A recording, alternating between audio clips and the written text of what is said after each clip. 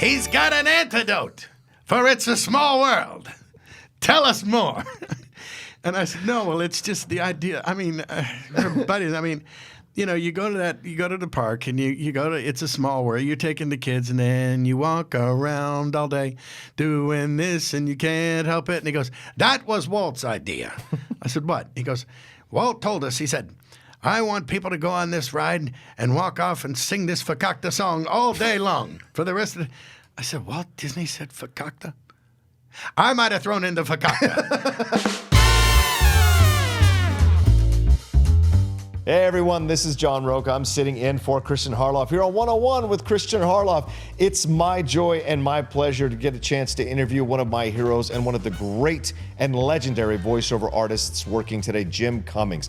You all may know him as the voice of Winnie the Pooh, the voice of Tigger, the voice of Darkwing Duck, the voice of maybe 400 other characters that you've heard growing up on animated TV series and in Disney films. Well, he takes the time to sit down with me and talk about his career, how he went from working in New Orleans on Mardi Gras floats and playing in bands and working on the river to voicing some of the great and legendary characters in soundstages all over Los Angeles.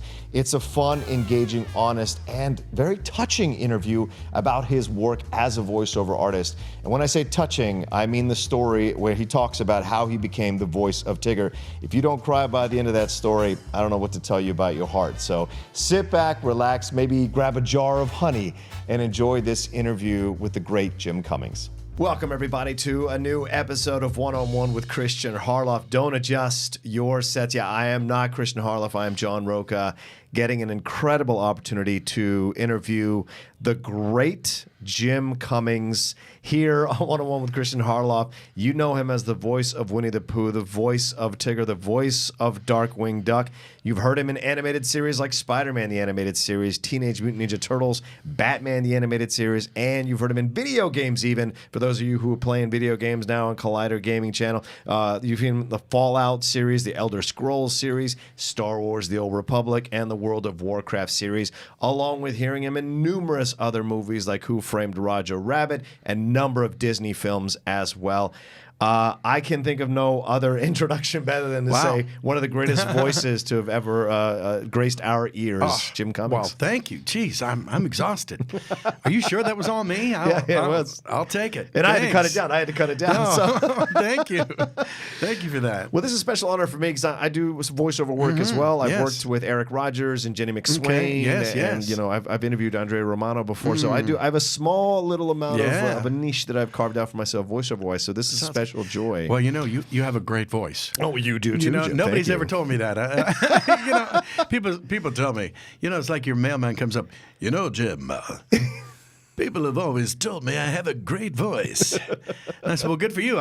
No one's ever told me that. Right. Don't you love that? As soon as they know you do it, they're like, hey, what about me? I can do that. It's funny. But, you know, we're doing this because Christopher Robin is coming out on Blu-ray on November 6th. I went to see a press screening for this, really enjoyed this. Oh, good. Took my girlfriend to see it. We had a really nice time watching this movie. A beautiful movie. Yeah, thanks. What was it like for you to bring, like, in a feature film like this, right? Because obviously you've done it animated-wise, but feature film like this, how much of a joy was it to bring it to life? Well, it was very different. You know, it was the whole format was different. We had the regular 2D, standard animation, and then the Book of Pooh was really sophisticated puppetry. Right. Disney Channel show.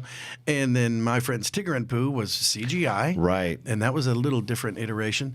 But this was going to be live action, and I thought, well, okay. And I was thinking, so is it going to be a la Roger Rabbit, really sophisticated 2D integrated in? But no, it was same folks who did Jungle Book, same technology. Right. Beauty and the Beast, obviously. And I bought every, bit of fur in both of those. I was just blown away, and I thought, how wonderful! What a great idea! What if Christopher Robin were a real guy and grew up from the 20s? Henceforth, he would be in his 20s when the World War II break out. Right. Christopher Robin goes to war. What? and he turns into a normal workaday schlub like so many of us. Get caught up in the 9 to 5, forget who you are. And I thought it was beautiful. The great idea, because Christopher saved us so many times from waterfalls that were, 6 inches and they felt like 60 feet or whatever. And I think it was great for Pooh and the gang to go and finally save him, get him back in touch with himself. Well, and also it's fascinating to watch the movie because, like you said, there's so many different iterations that Winnie the Pooh has existed in. And, of course, you obviously now, almost 3 decades voicing this character, you must feel a special... Well, 31 years. Yeah. So over 3 decades, a special, connection and almost ownership of this character as well, right? Yeah, he's a member of the family. Yeah, he and Tigger. They have their own spot. They'll be at Thanksgiving. Right, as well. With a little honey on the Thanksgiving, it'll be fine. That's so great. When you look at a script like this, and are you when you're looking at, do they run the script by you, run the lines like what would Pooh say here, what would Tigger say here? How much were you involved in that overall process? Well, you always give them one as is, so to speak. That's the way I do it, and then you do it the right way, with the right words. Right. But no, it's always. I think Mel Brooks had a line. Something, and I'm not going to paraphrase it because I'd misquote him, but basically, if you've got an ad lib and it's funny, it stays if it contributes to the story. Right. But if it grinds everything to a halt, now we have to stop the storyline and sit there. Okay, that was funny. Ha ha. Now where were we? That's not so good. Right. So as long as it's in character, as long as it's in the moment and contributes to the story and propels it, it's not bad. And I ad lib a lot. This wasn't not a ton in this one because it was kind of. It was interesting. We did the whole movie. I recorded it all first, and then they took it to the set and had the different puppeteers, the folks with the little dolls. They weren't even very sophisticated. They were just little blanks, and it gave Ewan and Hayley and Bronte something to act off, and focus on. And there's a puppeteer standing there.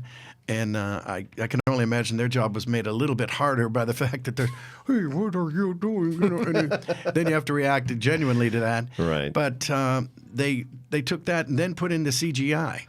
And bit by bit it was refined and over time. And then they got it down to every little grain on their nose, and all the lip flaps were good, and the eye blinks were perfect. And we crafted it, I can tell you, and Mark Forster, his vision was just beautiful. Yeah. And he had a very clear thought as to where it was going, and he was open. He let me contribute here and there, and it was beautiful. And so it was very, very different, but so rewarding. Yeah. It wasn't. Weren't doing that one in a snap, that's for sure. Right, because the animated ones you're doing quickly. This is more of a, as you said, it's a crafted film. So you got to come back over and over again, probably to record new lines or versions of the lines. So. Yeah, right. Yeah, absolutely. Depending on the action, right, or how they changed within the creation of the film. Yeah, we had a few storyline twists here and there, and I got in a few ad libs, like here and there, so that was good. Well, you're notoriously hard on yourself. I've listened to you on other interviews that you listen to, like what brings us all so much joy. You're listening in the theater and you're like, I could have done that better. Oh, a little bit. Yeah. Does that ever kind of, has it dissipated over the years as you become more comfortable as a voiceover artist? I don't know. I always, there's no such thing as, doing too many takes for me. Okay. It's very rare that. I don't turn into Orson Welles very often. Those famous outtakes. Yeah, I love those. Now, what do you want? In the depths of your ignorance. I'm not that guy. Yeah. Those are my Which favorite. is good. Yeah. But you're on the Chaplin level, like 127 takes. You're like, okay, I'll be all that right. was good. Yeah. Yeah, you spackle it together. It'll be fine. That's what I find sometimes when I've listened to other people voiceover audition, and sometimes they can be very focused on one word on the second page in the 35th line, and it's like it becomes that block. Do you know? So I'm sure you confront that as well as you go through things. Yeah. Well, I jokingly say instincts are the best stinks. Which means if it pops into your head, and a lot of the times I'm hearing it for the first time too. God knows whatever I'm Touretting out at that moment, and because you think well, if it's funny to you and it resonates with you, chances are somebody else will latch onto it too. It'll work for them too. Right. So you give it a shot, and if it doesn't work, well, that's why we invented the fourth take. That's right. Or editing or whatever it is that they do. Well, let's go all the way back. You're from Youngstown, Ohio. Is that correct? Yes. That's where you're born and raised? Born and raised, yeah. All right. And were you, like, what was your process like growing up? What was your experience growing up there? Well, I have to admit, I was always the kid. I've said it a million times. I'm sitting in the back of the room and doing the dolphin sounds in the back of the room, and we don't have dolphins here at St. Columba, Mr. Cummings. And they do now. Yeah, I'm sure. Just for the record. Okay. And but I was always in plays, and I was always in a band. So and, performing was always in your thing, in your blood, right? Yeah, it was always from the beginning. Oh, yeah. You sensed that. Mm-hmm. Did you have trouble at school with that? Like, I know you just made a joke about it, but did you have trouble? Like, were you sent home, detention, that kind of stuff? Well, I went to the principal's office a little. I was getting a little unruly and making other kids laugh and things like that. I don't know. I think I was the class wit. I don't want to be the class clown. No, there were no pies involved. You're more refined. Yes, there we go. More Groucho, less Harpo. There you go. Yeah, no rubber chickens here. So how long were you in Youngstown, Ohio before you make your next move? Well, as soon as I got out of high school, I moved. Okay. I went to Mardi Gras in New Orleans with my old pal, and I just fell in love with New Orleans. In fact, I lived there for about 10 years at that point. Wow. And it's kind of like my another adopted hometown, my second hometown. And in fact, I just sold my house there about 6-7 years ago. Oh, wow. I had a house there and loved it. That must have been hard for you. Yeah. Right. But, I was a deckhand on a riverboat. And, I did a bunch of things. I was mostly in a band. Yeah. Again. Fusion, right? Huge surprise. Yeah. Good old fusion. Yeah. Shout out to my buddies. Yeah. And it was a ball. What drew you to New Orleans? What did I do there? No, what drew you there? What was the motivation? Okay, so you had seen it always wanted to go. And you're like, I got to go to this place. Yep. And it's just, and the food, I don't know. Yeah, the beignets and everything. Yeah. Oh, yeah, those are fantastic. It was a gas. And, the working on the river was kind of invaluable. It's one of those things that, it's kind of like and I didn't even realize this. I don't think the term bucket list was around then. Right. But there were just goofy things like I thought it'd be kind of cool to be a drummer in a strip joint on Bourbon Street. And it was. But I thought you were Winnie the Pooh. Shh, this was a long time ago. It's okay. Right. It's fine. And, and then I ended up designing and painting Mardi Gras floats for a few years. How interesting. That was a ball. I bet. Yeah. So you that have was a more blast. skill. I mean, that's the thing that people don't understand. Sometimes it's with voiceover, especially. I used to host a podcast. We interview people like Phil Lamar, John DiMaggio, all those guys, all the great ones, and there's no one way in. And you never know what your experiences of life will bring you that you'll use once you get that opportunity. Yeah, right? well, people say, well, what is the right path? I mean, how did you do it? And I go, well, you get a job in a steel mill. Right. Moved to New Orleans, probably get a deckhand job on a riverboat. What else? Design, paint, Mardi Gras floats. Sold encyclopedias for a week. Wow. Sold Lucky Dogs for a night. If you've ever been to New Dogs? Orleans, it's the street vendors, and they're just hot dogs. Oh, wow. So it's an obvious career path. Right. No. Yeah. A lot of room for improvement and advancement. Yeah. Yeah. Be a drummer, be a singer on in a fairly successful rock band, and then move to California. Yeah. And obviously get a job in a video store because. That's where you go. That's what you do. Tarantino did that. Tarantino did that. Yeah, right. Yeah, exactly. And now there are none. So I guess you can't break into voiceover at this point anymore. No more video stores. Sorry. They literally broke the mold in your path. Yeah.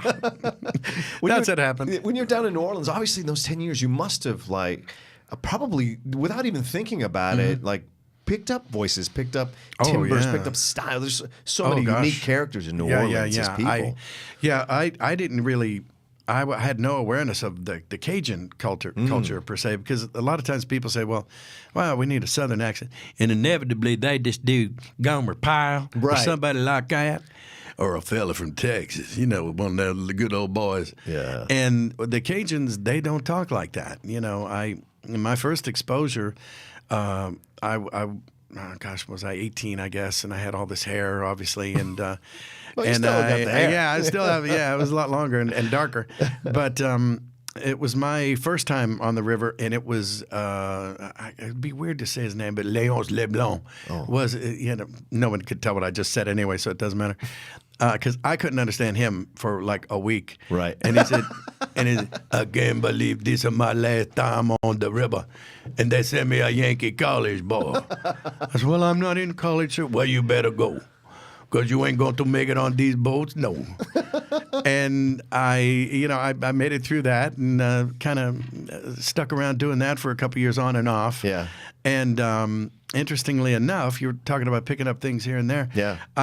Years later, I ended up moving to California. Got married, moved to California.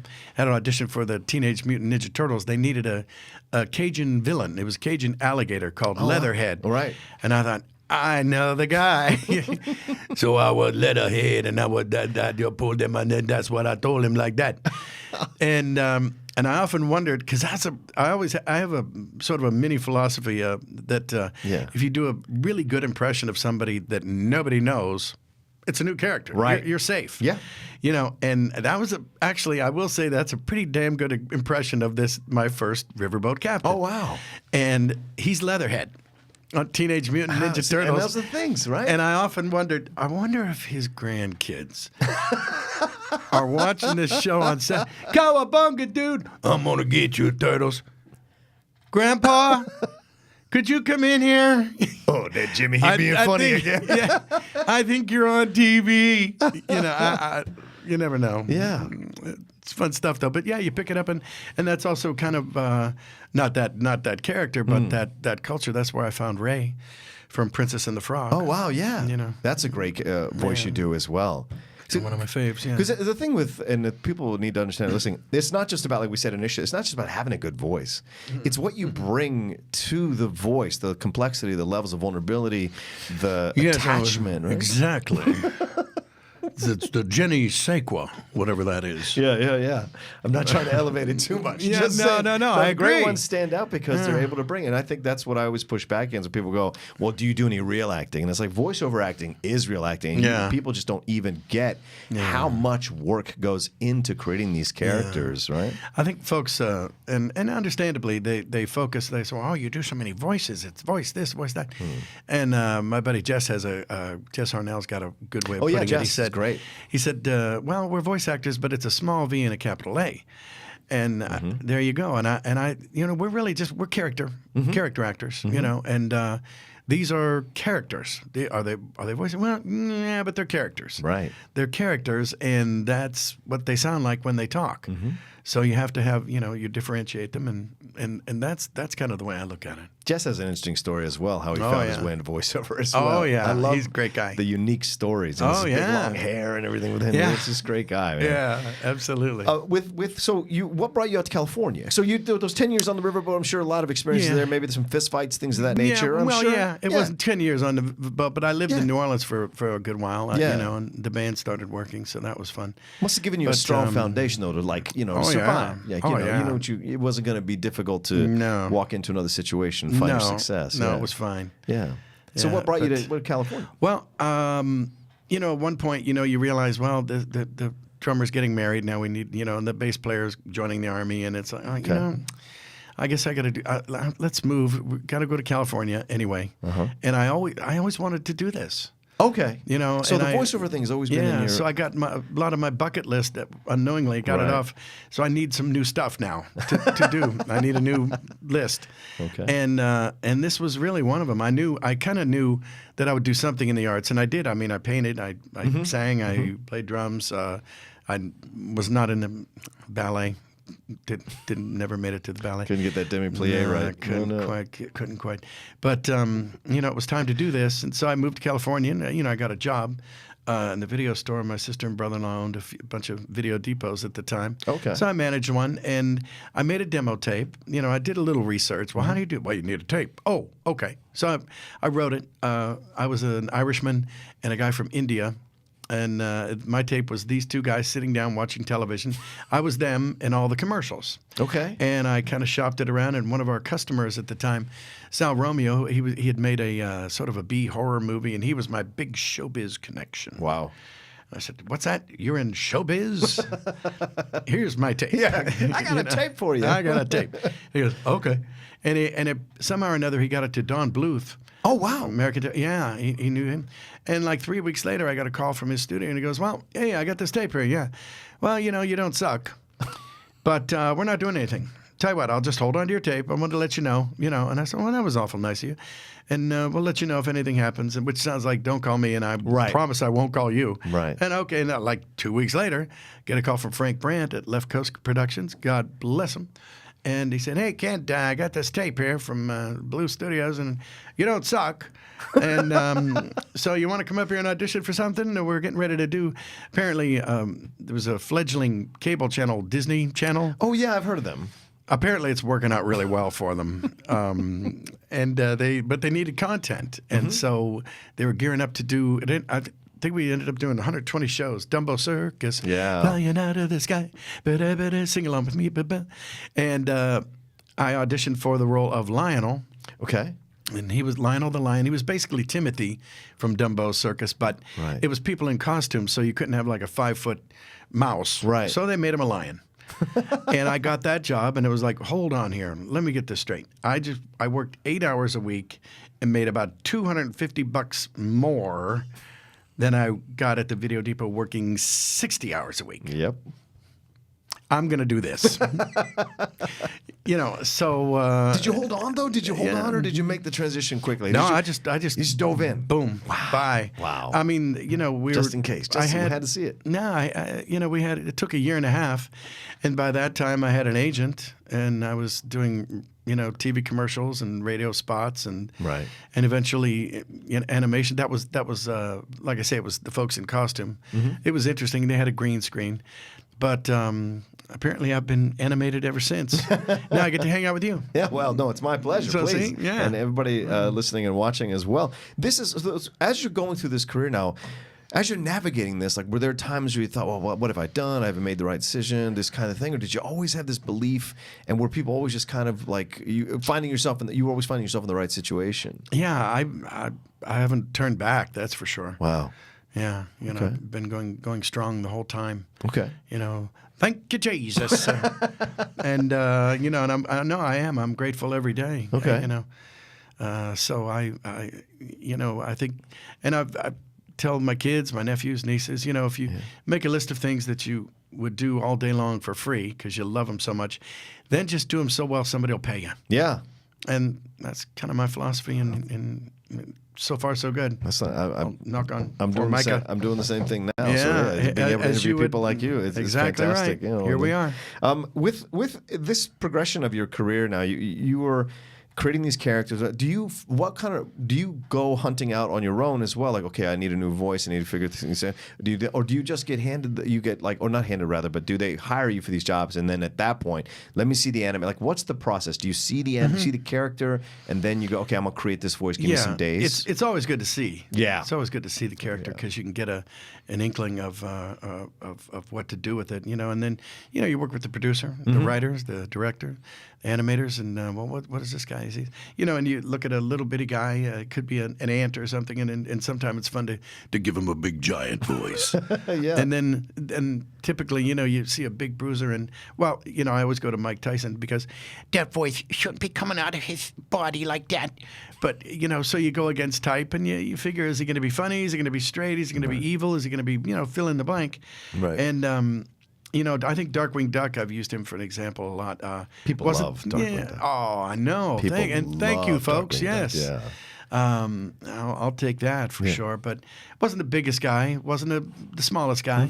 And I remember Tad Stones created him. He was his dad, and Ginny McSwain, who you mentioned. I always say she was his mom, the voice director. And it was a molding process, Yeah. They wanted him to be part Batman, part bad guy, tough guy, not bad guy, but Right. And he ended up being a dad. too. Right. So, he had to have a nice soft side, and he was very full of himself, and, gosh, is he going to have a lisp? Is he doing it? No lisp, but, and we just kind of went down the line, and, you sort of mold it there, and, well, hold it right there, launch pad. Next thing you know, you got a duck. And he's got his hands on his, and I accidentally did that. That's but good. You just kind of do it. And they go, yeah, that's good. Hold on to that. So, daring duck of mystery. And, it's kind of like molding, I think, molding for your ear. What's it like for you? It's there. Yeah, okay. What's it like for you? Because obviously you probably go to a lot of these conventions and go to these. Mm-hmm. What's it like for you to have these fans come up and tell you like how much these characters have like affected them, or they've grown up with them? Yeah. Because you say you want to get in, you wanted to do this, but I'm sure you didn't know. Okay, I would have to deal with all of this as well. Yeah, I don't think it was there. Yeah. A lot of this culture is sort of new to the world. Right. I've been to going to conventions maybe for about 5 years now. Okay, so it's a I recent haven't- thing. Yeah, Gotcha, I'm not. okay. I guess they've been having like Star Trek conventions, Star Wars. Yeah, maybe oh, for yeah. 25, 30 years. But Yeah. I was buying tickets for them then. But Mm-hmm. now I'm, but it's fun. I love it. I love it because a lot of people, we affect people out there. And you don't have a sense of it because we'll make jokes about, well, what do you do for a living? Well, I go into a room and I make loud noises and yell and squawk and do this, and the walls are padded. And it sounds, you don't. I always say I don't take myself seriously, but I do take the work seriously. Of course. And you hear stories about people say that I raised them, or some, like with the Disney Afternoon, these kids were. They're in their they're like late 20s, 30s now, and well, we were latchkey kids, my sister and I, and my mom. We'd watch Winnie the Pooh in the morning, and then we'd set the VCR to record the Disney Afternoon, and then we'd come home, and we'd hit play, and by the time Tailspin went off, Mom was home, and and so they watched like 4 shows of mine a day, and that I was in, Wow. and they come up with all these memories, and it's a blessing. Yeah. I'm humbled by it. I thank you, really. So many of these parents owe you babysitting money. Yeah, that's right. That's You're right. taking care of them during those Yes, times. you're 100% right with that. Yeah, we're gonna buy that. What was that one? The Search for Christopher. Love it, love it. That's how I grocery shop, honey. I put that on. I gotta grab the kids, and I'm back, and it's wonderful. Yeah. So, Do you okay, ever catch thanks. yourself in a public place, hearing your voice coming out of an iPad or an iPhone? Sometime. Yeah? Yeah, a little bit here and there. Do you ever Yeah. stop and just do it for them, or do you just kind of let it go roll by it? Sometimes. I used to be the voice of the Terminator ride at Universal Studios. Get out of here. And it was the voice because if you remember, I don't know, America's going, what? But I'm if sure you've they've ever all been there, yeah. there was a ride, and it was Teledyne. I think it was the industry's Teledyne, Teledyne. And I was the voice of Teledyne That's you? Industries. Wow. And it was great. And people would always call me up and go, dude. And they'd hold up the phone. And I go, yeah, I know, that's me. And I can remember my favorite line was, imagine a world so perfect that even butterflies have batteries. That's a perfect world. Yeah. So yeah, I get a kick out of that. That's so great. I worked for Universal Studios for a year and a half. Oh, yeah. In the Harry Potter land recently before I took That's the job crazy full time cool. here. That was insane. Yeah. But my friend was John Connor, both at Florida and then here. Oh, so he okay. heard your voice every day. Probably He was for sick of 40 me. hours. Yeah. Oh, poor guy. I'm sorry to hear that. No, it's great stuff, and that shows the versatility of what you can do. Something like Pooh, which is like a defter touch, a softer touch versus something sure. like Sensodyne or Teledyne rather. Yeah. The differences within. Do you turn down certain roles? Like I don't think I can bring something to that, or there's someone better for that. Well, I've said no for different reasons. Okay. But Okay. I was offered to be the spokes for Nuke the Gay Whales for Satan, and I just said no. Well, I just said no. Darn it. well, no. You got to make a stand You somewhere. know, you I have guess. to. No, I'm just kidding. But no, but there are some weird gigs out there. Yeah, there are. And people will try to get get me to say something just awful Yeah. as Winnie the Pooh or Tigger or Darkwing or whatever. I go, no. Yeah. Just no. Stop that, you know? Even, and it was, the one was actually quite innocent. It was, it was during the Just Say No campaign where cartoon all-stars to the rescue back in the 80s. Right. And the Teenage Mutant Ninja Turtles were in it. Alf, I think, was in it. Yeah. Alvin and the Chipmunks, Pooh and Tigger, a few of the Muppets. And it was one of those things. It was kind of like We Are the World. It was broadcast on every major network at the time simultaneously. And there was a line in there that they wanted Pooh to say to the kids. So if anyone ever offers you, fill in the blank, and I go, oh, no. No. No. Give that to a damn turtle. Yeah. Give that line to a turtle. Yeah, give it to Leonardo. Give it to Leonardo. Then he can call them dude. Yeah. And no, Pooh's not going to say it. They're like my kids now. I'm so protective of them. Right. People, of course, and they should be. Yeah. They'll want me to make a dirty voicemail for them. No. Yeah. No. People always try to mess with stuff. People always try to take the piss out of stuff. Yeah, they do. It's mind blowing to me. What was it like over the last few? Obviously we've been doing this like 3 decades, over 3 decades. The progression of the voiceover community, the world, has how much of that have you seen? Like, because it's like an explosion now, isn't there? Yeah. So many animated series. Yeah. Do you feel like it's kind of like weird, a founding father of this kind of thing? I don't know. I maybe. I guess I've been doing it long enough. Yeah. But it's weird because I remember, and I want to say I just made a demo tape. It was my first demo tape, and I thought it was the coolest thing in the world. Wait, what? All I have to do is what now? And I can all this stuff that I do anyway, I can get paid. So I'd made a demo, and it was the movie Tootsie. Remember that movie? Oh yeah, of course. Dustin Hoffman. Yeah, Dustin and Hoffman, there was a point where, and he was a Broadway actor. Yeah. And he was calling his agent because he was desperate for money, which is how he ended up going in drag and blah blah blah. And he goes, and I told my agent, I said, listen, I need money. I've got to get. I'll tell you what, I'll even do voiceover. There. Now do you believe me? Do you understand how desperate I am?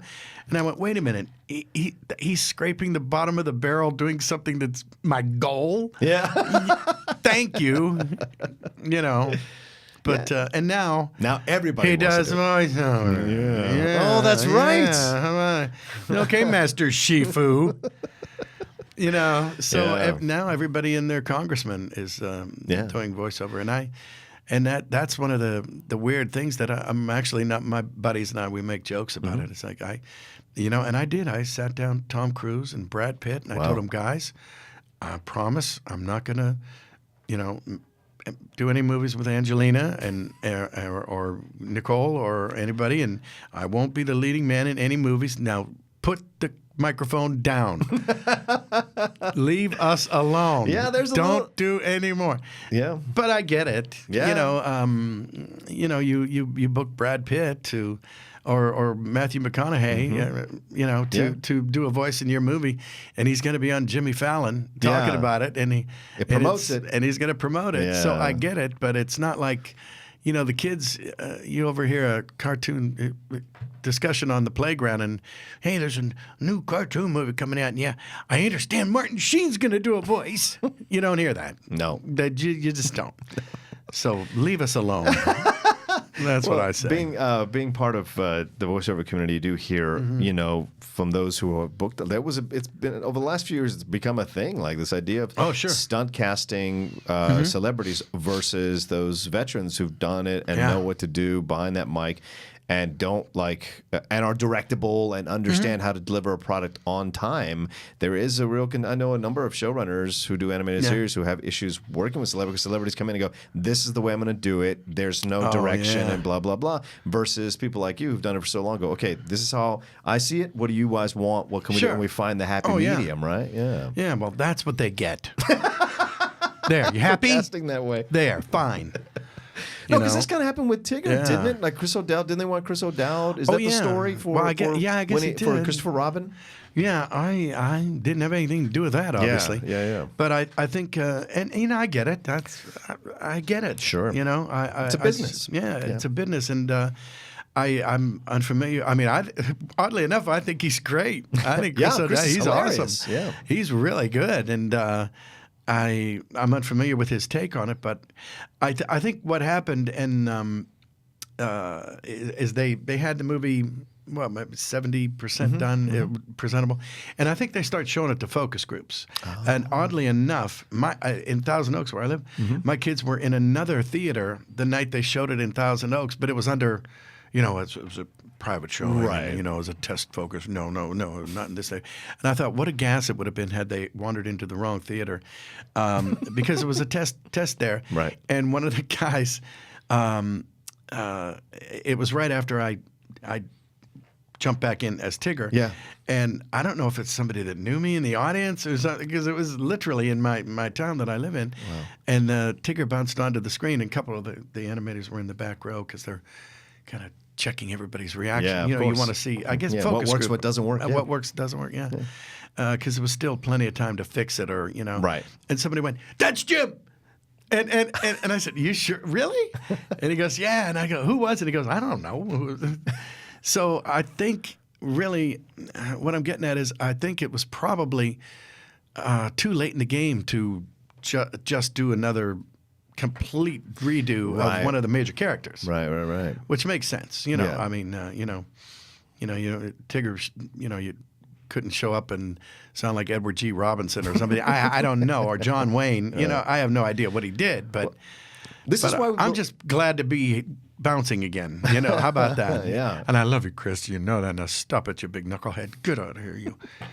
You Irish knucklehead. Yeah, that's right. What's great about it too is when you watch the movie, it's I think we're so sensory driven with media, right? With movies, it's not just watching; it is the sound, right? It's why it's why we repeat lines of movies when we're with our friends that were like, because we have a connection to it. So when you hear something that's off, just a little bit, or not quite or not quite what you remember. Like I remember the first time I heard Kermit the Frog, and it wasn't Jim Henson. That was a weird moment for me. Like, it was kind of Kermit Light. Yeah, Kermit Light, and you're just like, oh, okay. And nothing as a voiceover actor. That voiceover was hired because just people felt he could do it. Yeah, is that his son? Yeah, I think it was his son. Yeah. So, but it's like Noel Blanc doesn't do that many. It's not like you own a hardware store, right? You can give it here, son. It's yours now. You can do the voice. Yeah, now. I don't. It's not the same. But you also have a special connection with Paul Winchell as well, right? Oh, Paul, God bless him. Done the Tigger voice and yeah. He was a buddy. Yeah. April, good friend of mine. Yes. Known her for years. She's been my wife several times on animation, and I knew her dad very well. I joked around and said when we very, very first started, they would have me pinch hit as Tigger because apparently I was like backup. Right. I didn't know it until I knew it, until they told me. Right. And he, at the time, God bless him. I mean, he was Knucklehead Smith, Tigger, a prototype of the artificial heart. Yeah. Excuse me, an obvious career path. And he was going at the time, if you remember back in the 80s, there was a horrible famine in Africa. Well, Yes, he of had course. this great Live idea in, yeah. to do mud skippers, to raise mud skippers, these little like fat salamander froggy things that are raised in the banks of some of the rivers down south. And he thought, why don't we get them up? Because you can raise them in mud. Yeah, sure. Let's have mud skipper farms. Let's have, because it's easy, spray some water on the ground, put a little algae in there, and throw some eggs or whatever it is they come from, and it's not fine cuisine, right? But you can eat. You're not going to starve, you know. And he would do that of all things. I mean, I think I'll cure hunger. On my, what day is it today? Tuesday. Let's go to Africa and cure hunger. And so he did. Wow. And he would be gone for 2 or 3, 4 shows at a time. Then he'd come back, and then he'd take over Tigger. So that's when you'd pinch hit. Those 2, 3, 4 shows? I was Tigger Light, and I was privileged to know him. And God bless him. A couple of years went by, and he had a stroke. And I remember we were sitting there. And he described it to me, and he kind of sounded like Tigger when he talked. And he said, and I can't see any more than like right between my hands there. And I went, oh, gosh. Oh, wow. Oh, man, Paul, what, and he was an idol. Yeah, of course. Nuts about this guy.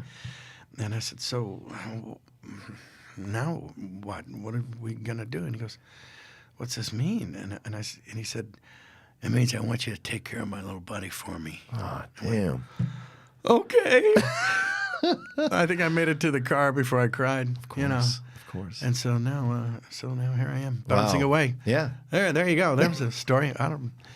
Cheered everybody up. Yeah, there you go. No, I hope it. I don't know. No, I think it's true, great. So. I mean, to be bequeathed from the person who voiced it to give it to you is such a powerful thing. I mean, we have that in Christopher Robin at the end of Christopher Robin when the gentleman's playing the piano at the end in the after credits scene. That's such a great shout out to people who are fans of these characters. Of the Sherman Brothers. Right, the Sherman Brothers. You know who that was, right? Yeah. But will you tell the fans who that was, please? Yeah. Oh, well, sure. That was Richard Sherman. He was half the Sherman Brothers. Yep. And, this is weird. And they told me this, and I have to watch it again. And maybe you should buy some of them. I have an idea. Why don't you buy a lot of the Blu-rays coming out? That'd be good. But no, I want to check it because they said, see? Oh, excellent. Why, there's one now. But they green screened his head onto him because it wasn't him. And I said, no, come on. Really? Because technology. I mean, why not? Sure. Yeah. I'll buy that because they pan around and I'm reviewing it in my head and I go, but wait, it wasn't a static shot. They were moving around and sure, why not? Yeah. Because they can. Right. And I got to work so many times over the years with both of them. Robert and Richard Sherman and. Well, I got to tell you this. After getting to know them well enough to where I wasn't just awe-stricken and dumbstruck, it's like I'm kind of with the Beatles here. It feels a little, goosebumps. We were doing because I would do songs for I'm King Louie too. Oh yeah. Oh, I'm the king of the swingers. Whoa, and I've sung that song about 100 times. Thank you. I'm so glad about that. And and I did any number of the Tigger song and Winnie the and we'd be recording and they were characters. I'm crazy about them both. God rest his soul. And I said, oh, by the way, I think I have a cure for It's a Small World. And they went, what? You have a what for what? And I said, I think it's the antidote for It's a Small. He's got an antidote. For It's a Small World. Tell us more. And I said, no, well, it's just the idea. I mean, buddies, you go to the park and you go to It's a Small World. You're taking the kids and then you walk around all day doing this and you can't help it. And he goes, that was Walt's idea. I said, what? He goes, Walt told us, he said, I want people to go on this ride and walk off and sing this Fakakta song all day long for the rest of the... I said, Walt Disney said Fakakta? I might have thrown in the Fakakta, but he wanted the hook to hold on to. Of course. And I said, what? He said, but tell us the antidote. And I said, I'm pretty sure, because you can't really replace it with something like My Sharona. Right. Because then you're stuck with that. Oh, no. And I said, well, The Long and Winding Road by the Beatles. What? And I said, the long and winding road to that. And if you make it like right to the first chorus, your musical palate has been cleansed. And then if the song comes back on you a little bit later, you don't want to kill yourself. And he goes, Robert threw his head back and laughed at the ceiling. And I never saw him do that before. And it was, so that was my favorite, one of my favorite stories. He's got an antidote. Come here, kid. Come here, kid. Tell us what you think we should do with our song. Yeah. You're so smart. Yeah. Seems to be working out for us, by the way. You little weasel. With Winnie the Pooh, I know we got to wrap up here in a couple of minutes. You've got an antidote. I gotta go. I gotta cure this thing. When you approach Winnie the Pooh versus like a video game versus an on-camera voice, like what are your approaches? Do they do you change? Because you have to save your voice sometimes in video games, right? Because you can be multiple days doing those kinds of things, right? Yeah, I'm not crazy. When I used to do a lot of X amount of video games, but I don't want to be the guy who falls from the third moon of Jupiter for 100 miles in acid on fire. Somebody. Can I be the storyteller who sits around the fire and tells the story about that poor son of a gun who fell from the third moon of Jupiter. Right. So yeah, because you do have to save your voice, you know. Yeah. And there's so many different aspects. And well, what if they make a left and go through that door? Well, that's a whole nother story. And it's like, oh wow. Yeah. And they're not. I understand and I get it. Everybody's crazy about them. That video games are bigger than movies. Yeah. They're kind of like NASCAR. You know, NASCAR's bigger than everything. And Absolutely. I wouldn't have seen that coming. But You just go around in a circle 500 times? All right. Yeah. So God bless them. You know, more power to them. But some of them are kind of abusive, and I gotta save the pipes. Right. You know. So you find yourself doing more of this kind of thing, gravitating more to this kind of stuff. Oh, sure. Do you still sing? Do you have a concert? yeah. Do you go out and do you do concerts or anything like that? Well, no. I mean, I sang the Tigger song at a Kenny G concert the other day, just because we're pals. And Wow. I was there, and he thought he'd introduce me, so I went out there and goofed around and. Did he? And I got to. Was he accompanying you? Yeah. No. That would have been awesome. No, that would have been awesome. But he was going, I can't believe he's doing this. What the hell is he singing a Tigger song for? But he's a good guy. That's great. But well, if he's going to call you out on stage, Jim, you got a right to sing. Got to do something. That's right. That's right. But no, I did. I karaoke the other day. Does that count? I think that does count. I think it does count. Absolutely. Yeah. I love karaoke. It's a fun thing to do. So you don't have a night with Jim Cummings. You don't have anything like that. No. But I'm going to write that down. I want to write that down. I want to make that happen. All right. I'm in. We take it around the country. All right, man. Yeah, it's good to go. Okay.